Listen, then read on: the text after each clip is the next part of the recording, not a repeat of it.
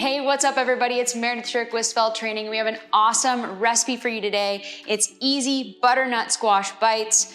Really simple, 4 ingredients. We're gonna get it done. The holidays are coming, so I know that everybody's thinking about sweet potatoes and regular potatoes and sweets and all these things that are heavy and really dense comfort foods. This is a great alternative for you.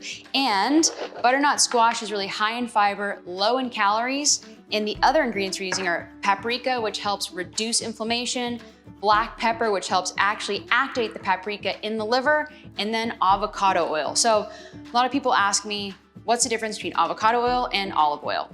Simple difference, not a lot. The only thing is taste is a little bit different, and there's a little bit more vitamin E inside avocado oil, and it also helps your skin, your hair, and your nails. So you can choose, but what we're gonna do is just get about a quarter of a large butternut squash. You can also buy this pre-packed because it is kind of hard to cut up. As you can see, these are bigger squares here.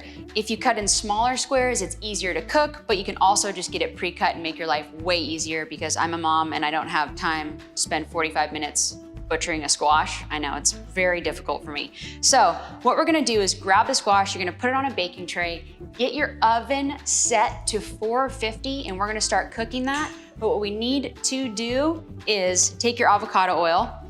Now, I'm not a fan of saying, oh, just use this amount. You're gonna put your finger over top and you're just gonna lightly coat the squash. Probably a tablespoon if you wanna get really fancy with the measurements. You're going to mix that around. Then you're gonna take your paprika, really simple, just dusting it, making sure that everything is coated. Then you're going black pepper, also really simple. And this is something that if you like black pepper, just go crazy with it. If you don't like it, then don't put a lot, but I do suggest you put some because it gives it such a great flavor. So 4 ingredients, butternut squash, paprika, pepper, and avocado or olive oil or coconut oil. There's really, you can use any oil that you want, just really what your preference is, how you like, what it's gonna taste like. Then you're gonna mix it up. We've got our oven at 450.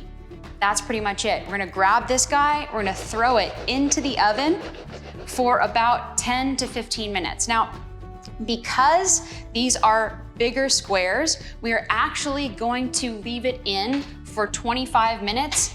But if you don't have big squares, you can actually just leave it in for 15 minutes. Then you're gonna take your fork after 15 minutes, put it in there. If it's nice and soft, bring it out, let it cool, and that's it.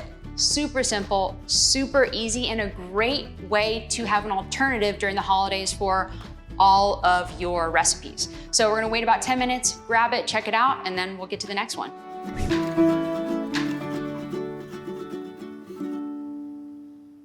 All right, so the butternut squash is ready now. We're gonna go ahead and pull it out of the oven, so let's grab it.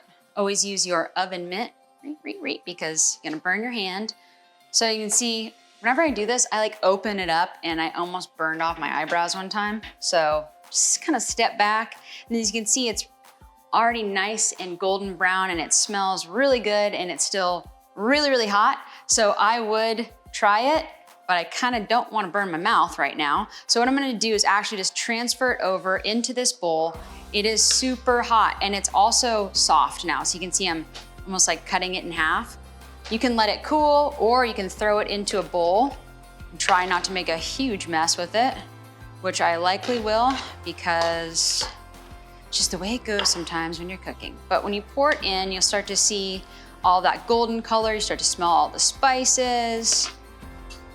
You can also use this pretty much any time. So you can use it during the holidays, but you can mix eggs with this. You can have it for breakfast. You can have it as a quick snack, and it really actually holds well in the fridge. So I definitely made a big mess for you guys. But as you throw this back in, oh, it's hot. It's beautiful, it's done, it's delicious. That's how easy this recipe can be. 4 ingredients, really fast, really delicious, high in fiber, low in calories, very filling, and a great way to substitute all the things you know you can't have. So for more recipes, make sure you click like and you share this video and then check out everything else we have, and I'll see you guys on the next one.